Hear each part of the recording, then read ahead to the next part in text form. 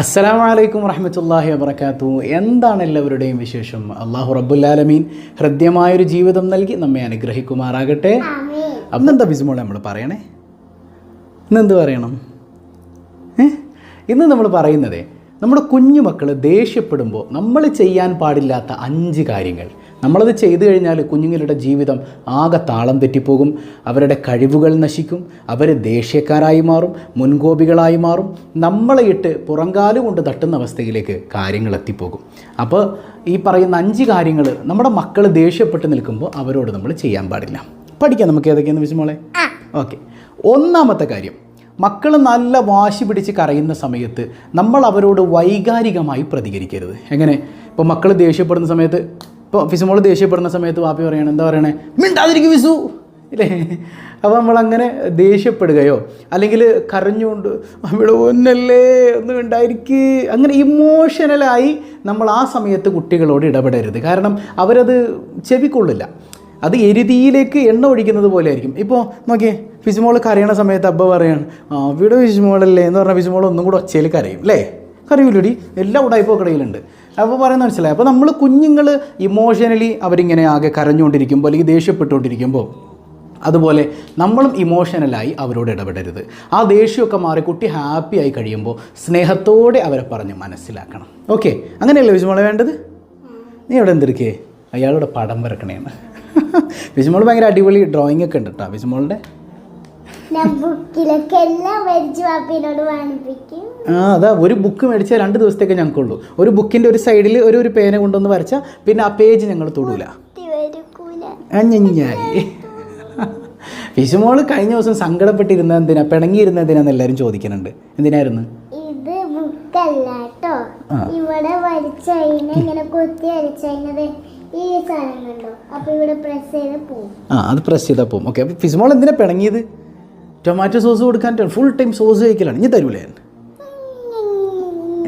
ഞാൻ തരൂല. ഓക്കെ. അപ്പോൾ ഒന്നാമത്തെ നമ്മൾ പറഞ്ഞത് കുട്ടികൾ ദേഷ്യപ്പെടുന്ന സമയത്ത് നമ്മൾ ഇമോഷണലായി ഇടപെടരുത്. രണ്ടാമത്, കുട്ടികൾക്ക് ദേഷ്യം പിടിച്ചു നിൽക്കാൻ പറ്റാത്ത ചില സാഹചര്യങ്ങൾ ഉണ്ടാവുമല്ലോ. കുട്ടികളിങ്ങനെ ദേഷ്യപ്പെട്ട് നമ്മളോട് പൊട്ടിത്തെറിക്കുമ്പോൾ അല്ലെങ്കിൽ അവരുടെ വാശി പ്രകടിപ്പിക്കുമ്പോൾ ശാരീരികമായി അവരെ പിടിച്ചു നിർത്താൻ ശ്രമിക്കരുത്. അതായത് ഫിസുമോളൊന്ന് ഒച്ചയിൽ കരഞ്ഞേടാ, കരയൂലേ? അപ്പോൾ ഫിസുമോൾ ഇങ്ങനെ കരയണ സമയത്ത് ഇങ്ങനെ അവിടെ പിടിച്ചു നിർത്തുക. ഫിസുവിനെ ദേഷ്യം, നമ്മുടെ ദേഷ്യം ഉള്ളിലുണ്ട്, പക്ഷെ പ്രകടിപ്പിക്കാതെ ശാരീരികമായി പിടിച്ചു നിർത്തുക. അങ്ങനെ പിടിച്ചു നിർത്താൻ ഒരിക്കലും പാടില്ല. അതവരുടെ ദേഷ്യം ഇരട്ടിയാക്കുമെന്ന് മാത്രമല്ല, അവരൊരു റിബലായി മാറാൻ വരെ അതിലൂടെ സാധ്യതയുണ്ടെന്ന് സൈക്കോളജിസ്റ്റുകൾ പറയും. കാരണം നമ്മുടെ ക്ഷമ നശിച്ചിട്ട് ഇങ്ങനെ അവിടെ പിടിച്ചങ്ങോട്ട് നിർത്തുകയാണ്.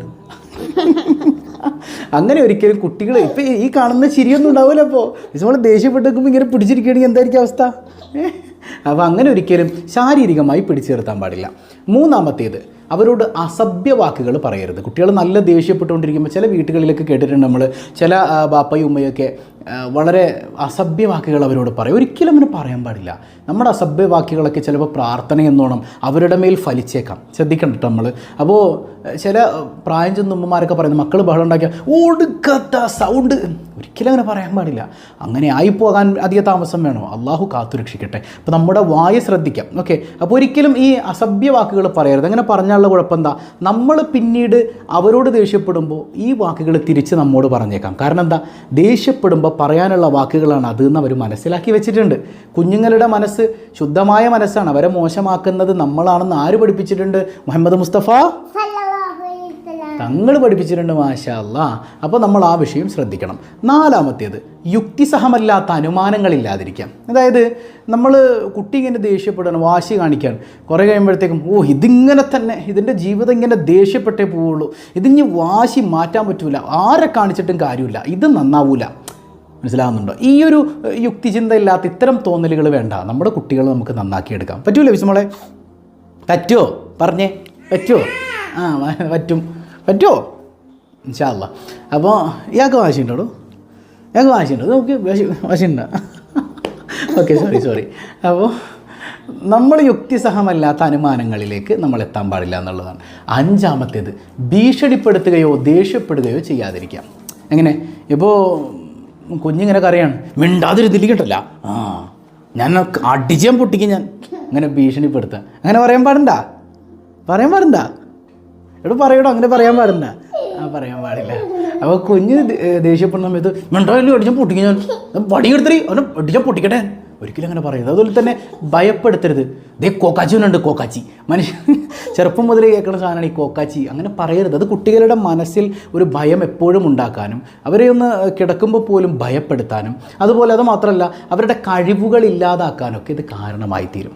അവരുടെ ഒരുപാട് കഴിവുകൾ ഉണ്ടാകും ഉള്ളിലുള്ളത്. അതൊക്കെ ഇത്തരം നമ്മുടെ ചില പ്രകടനങ്ങൾ കൊണ്ട് അത്തരം ഭാവങ്ങൾ നമ്മളെ കണ്ടാൽ പോലും പേടിയാകുന്ന രീതിയിലേക്ക് കുട്ടി മാറാൻ കാരണമായി തീരും. അപ്പോൾ ഈ 6 കാര്യങ്ങൾ കുഞ്ഞ് ദേഷ്യപ്പെടുമ്പോൾ നമ്മിൽ നിന്നുണ്ടാകാൻ പാടില്ല. ദേഷ്യപ്പെടുന്ന സമയത്ത് ചെറിയ ദേഷ്യപ്പെട്ടോട്ടെ, അതൊക്കെ കഴിഞ്ഞ് സമാധാനം ആകുമ്പോഴത്തേക്ക് ചേർത്ത് പിടിച്ചിട്ട് അബ്ബയുടെ കുഞ്ഞെന്തിനാ അങ്ങനെ ചെയ്തത്, നല്ല ബേബിയല്ലേ, അബ്ബ പറയണേക്ക് അനുസരിക്കുന്ന കുഞ്ഞല്ലേ,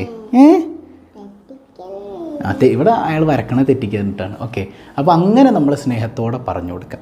പറഞ്ഞത് മനസ്സിലാവുന്നുണ്ടോ? അള്ളാഹു നമ്മുടെ പൊന്നുമക്കളെ സ്വാലിഹ്യങ്ങളാക്കുമാറാകട്ടെ. മാഷാ അല്ലാ. അപ്പം